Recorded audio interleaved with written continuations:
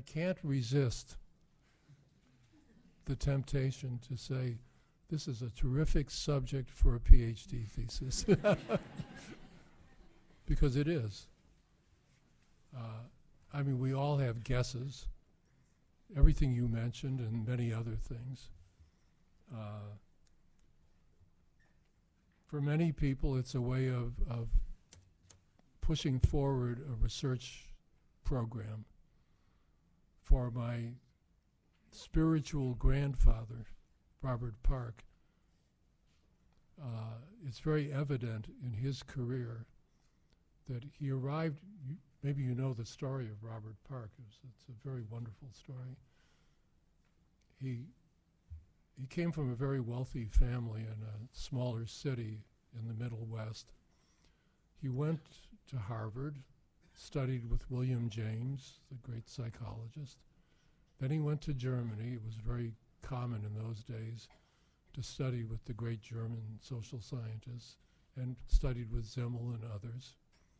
And he came back to the United States and did not continue in the academic world. He went into the world of newspapers. He worked for many years doing that. Then he became the assistant to one of the great black leaders, political leaders of the era, Booker T. Washington. And in fact, wrote some of his books and so on. He was 50 years old when he met W.I. Thomas. It's another great name in the history of American sociology. And Thomas thought he was very interesting, and Thomas was a professor at the University of Chicago, and he invited Park to come to Chicago to teach for one semester. And Park came, and there's a wonderful story about Park was not careful in the way he dressed, we can say.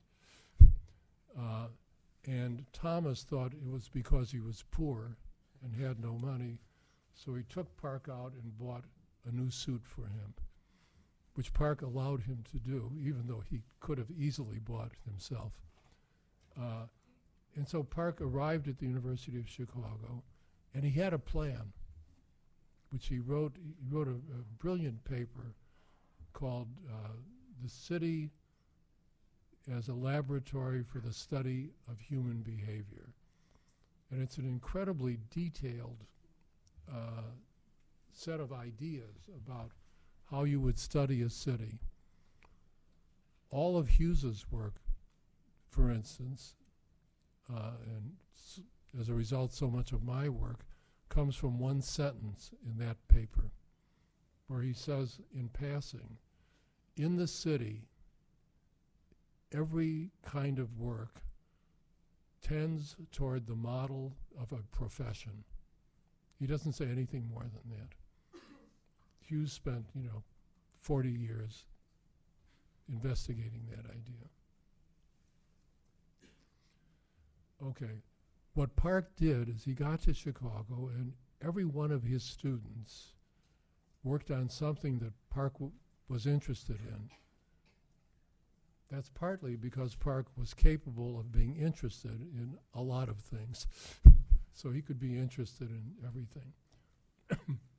And many of the dissertations were published as books.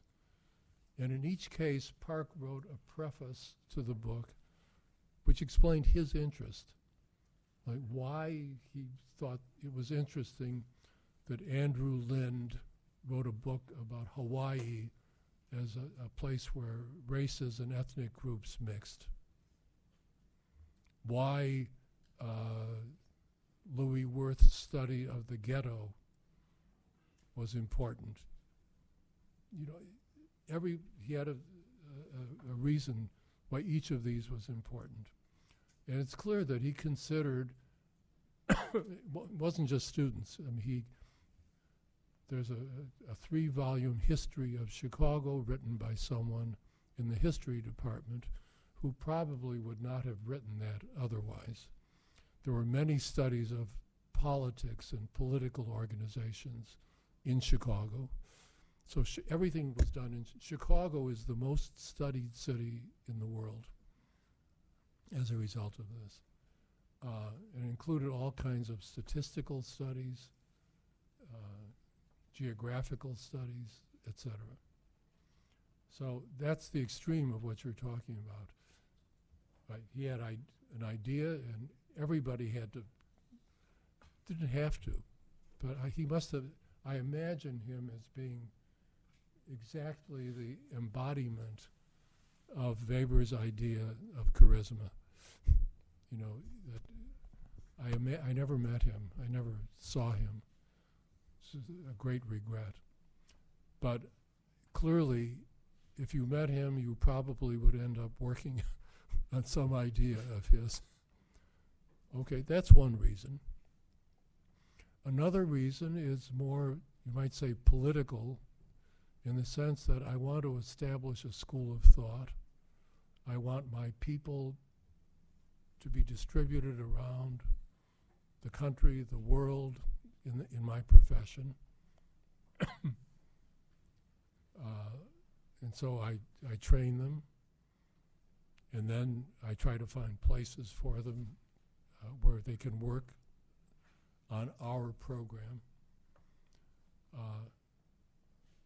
You can furnish your own examples from the history of French sociology. I think there are quite a few.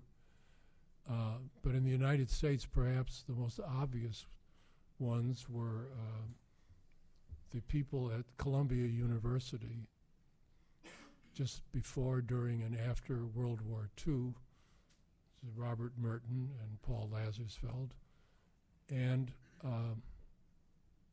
the father of ethnomethodology, Harold Garfinkel, both of whom pursued these strategies quite consciously, with greater or lesser success. That's another reason. But the real answer is it would be a terrific project, and somebody should do that.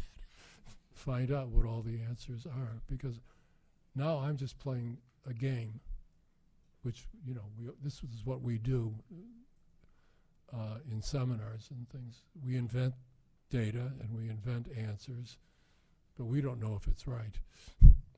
To do that, we have to go do the work.